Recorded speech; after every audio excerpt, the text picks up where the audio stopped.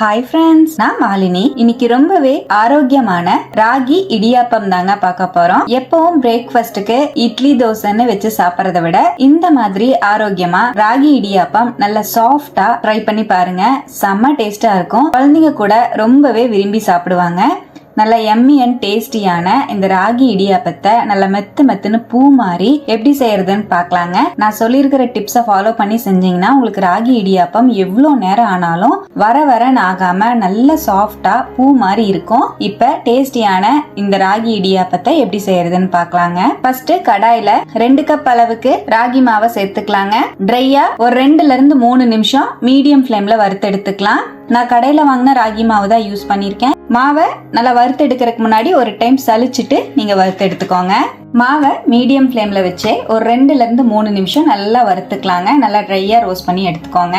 இப்போ ஒரு 3 நிமிஷம் போலவே மீடியம் ஃபிளேம்ல மாவை நல்லா வறுத்துட்டேங்க.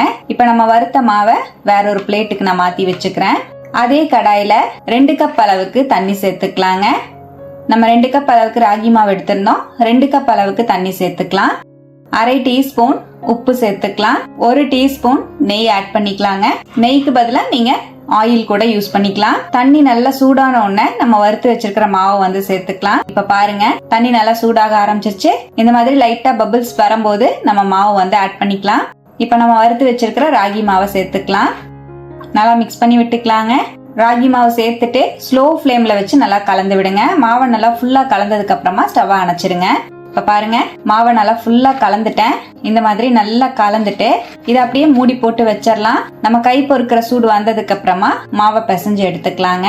கொஞ்சம் கூட மாவு பச்சை மாவு இல்லாத மாதிரி நல்லா ஃபுல்லா மிக்ஸ் பண்ணி விட்டுட்டு அதுக்கப்புறம் மூடி வச்சிடலாம். நான் மூடி வச்சுட்டேன். கை பொறுக்கிற சூடு இருக்குங்க. இப்ப நம்ம மாவை வந்து பிசைஞ்சுக்கலாம். மாவை ஒரு டைம் நல்லா வந்து கலந்து விட்டுருவோம். இப்ப நல்லா கலந்துட்டு இதுலயே 1/4 கப் அளவுக்கு பச்சை தண்ணிய கொஞ்சம் கொஞ்சமா தெளிச்சு விட்டு மாவை பிசைஞ்சுக்கலாம். நல்லா சாஃப்டான மாவை பிசைஞ்சுக்கணுங்க. நம்ம எடுத்திருந்த 2 கப் அளவுக்கு ராகி மாவுக்கு 2.25 கப் அளவுக்கு தண்ணி சேர்க்கணும். 2 கப் நம்ம சூடா சேர்க்கணும். 1/4 கப் வந்து இந்த மாதிரி பச்சை தண்ணியா தெளிச்சு விட்டு நீங்க மாவு பிசைஞ்சுக்கோங்க. உங்களுக்கு சரியா இருக்கும். இப்ப கொஞ்சம் கொஞ்சமா தண்ணி தெளிச்சு விட்டு நான் மாவை நல்லா பிசைஞ்சிட்டேன். இப்ப பார்த்தாலே உங்களுக்கு தெரியும், சப்பாத்தி மாவை விட நல்ல சாஃப்டான மாவா நம்மளுக்கு கிடைச்சிருக்கு. கையிலயும் ஒட்டாம இருக்கணும், ஆனா மாவும் சாஃப்டா இருக்கணும். இப்ப நம்ம இடியாப்பத்தை ரெடி பண்ணிக்கலாங்க. பிசைஞ்ச மாவை இடியாப்ப அச்சுல வந்து போட்டுக்கலாம். குட்டி குட்டி ஹோல்ஸ் இருக்கிற தட்டு வந்து யூஸ் பண்ணிக்கிறேன். நீங்க கொஞ்சம் பெரிய ஹோல்ஸ் இருக்கிற தட்டு கூட இருக்கு, அது யூஸ் பண்ணிக்கலாம். இந்த தட்டுல இடியாப்பம் பிழியும் போதே எவ்வளவு சொன்னமா சாஃப்டா வரும்னு பாருங்க. இடியாப்ப அச்சை இடியாப்ப உரல்ல போட்டுட்டேன். பிடி கொள்ற அளவுக்கு நம்ம மாவு சேர்த்துக்கலாம். மாவை சேர்த்துட்டு மீதி இருக்கிற மாவை காயாம இருக்கிறதுக்காக உடனே மூடி வச்சிருங்க. இட்லி தட்டுல புளிஞ்சு எடுத்துக்கலாங்க. நீங்க இடியாப்ப தட்டு இருந்தா இடியாப்ப தட்டுல கூட புளிஞ்சுக்கலாம். நான் இட்லி தட்டுல இட்லி அவிக்கிற மாதிரி தான் நான் இன்னைக்கு அவிச்சுக்க போறேன். அதனால இட்லி துணியை நல்லா நனைச்சு இட்லி தட்டுல போட்டு வச்சிருக்கேன். இப்ப நம்ம புளிஞ்சுக்கலாம். உங்களுக்கு புளியறக்கு சிரமமாவே இருக்காதுங்க, ரொம்ப ஈஸியா வரும். இப்ப பாருங்க, நான் ரொம்ப ஈஸியா தான் புளிஞ்சிட்டு இருக்கேன். ரொம்ப டைட்டா நீங்க மாவு வந்து பிசைஞ்சு வைக்கணும்னு அவசியமே கிடையாது.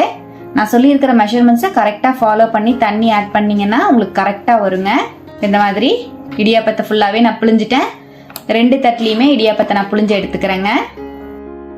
2 தட்டுலயுமே இடியாப்பத்தை புளிஞ்சிட்டேங்க. மேல இருக்கிற ஒரு தட்டுல மட்டும் தேங்காய் பூவை வந்து நான் சேர்த்து வச்சுக்கிறேன். தேங்காய் பூவை மேல வச்சுட்டேன். 5ல இருந்து 7 நிமிஷத்துலயே நம்மளுக்கு இடியாப்பம் வந்து வெந்து வந்துடும். நல்லா ஆவி வந்ததுக்கு அப்புறமா வெளியே எடுத்துக்கலாம். நமக்கு இட்லி அவிக்கிற மாதிரி தான். இட்லி அவிக்கிறத விடவே கொஞ்சம் டைம் கம்மியா தான் எடுக்கும். இப்ப பாருங்க, ஒரு 5 நிமிஷம் மூடி வச்சிருந்தேன். நல்லா வந்து ஆவி வர ஆரம்பிச்சிருச்சு. வெளியே எடுத்துடலாம். உங்களுக்கு பார்த்தாலே தெரியும் இடியாப்பம் நல்லா வெந்துருச்சுங்க. வெளியே எடுத்துருவோம். 2 தட்டுலயுமே மாவு நல்லா வெந்திருக்கு பாருங்க. அவ்வளவுதான். ரொம்பவே சாஃப்ட் அண்ட் டேஸ்டியான ராகி இடியாப்பம் ரொம்பவே சாஃப்டா ரெடி ஆயிருக்கு பாருங்க. ராகி இடியாப்பத்தோட தேங்காய் பால் நாட்டு சக்கரை வச்சு சாப்பிட்றதுனாலும் சாப்பிடலாம். இல்ல வெங்காயம் பச்சை மிளகாய் போட்டு தாளிச்சு நீங்க இடியாப்பத்தை ரெடி பண்ணி சாப்பிட்றதுனாலும் சாப்பிடலாங்க. ரொம்பவே சூப்பரா இருக்கும். என்னோட ஃபேவரட் தேங்காய் பால் நாட்டு சக்கரை விட்டு சாப்பிட்றது தான். நம்ம ராகி இடியாப்பம் சூப்பரா ரெடி ஆயிடுச்சு. நான் இன்னைக்கு பால் விட்டு தான் கலந்து சாப்பிட்டு இருந்தேன். செம்ம சாஃப்டா இருந்ததுங்க. செம்ம டேஸ்டாவும் இருந்தது. இதே போல இதே மெத்தட்ல ராகி இடியாப்பத்தை நீங்களும் ட்ரை பண்ணி பாருங்க. பூ போல கிடைக்கும். ட்ரை பண்ணி பார்த்துட்டு எப்படி வந்ததுன்னு கமெண்ட்ல மறக்காம என் கூட ஷேர் பண்ணிக்கோங்க. நம்ம சேனலை இப்பதான் ஃபர்ஸ்ட் டைம் பாக்குறீங்கன்னா சப்ஸ்கிரைப் பண்ணிக்கோங்க. பக்கத்துல இருக்கிற பெல் ஐக்கானை பிரஸ் பண்ணி வச்சுக்கோங்க. லைக் பண்ணிக்கோங்க. ஃப்ரெண்ட்ஸ் அண்ட் ஃபேமிலியோட ஷேர் பண்ண மறந்துடாதீங்க ஃப்ரெண்ட்ஸ். தேங்க்யூ.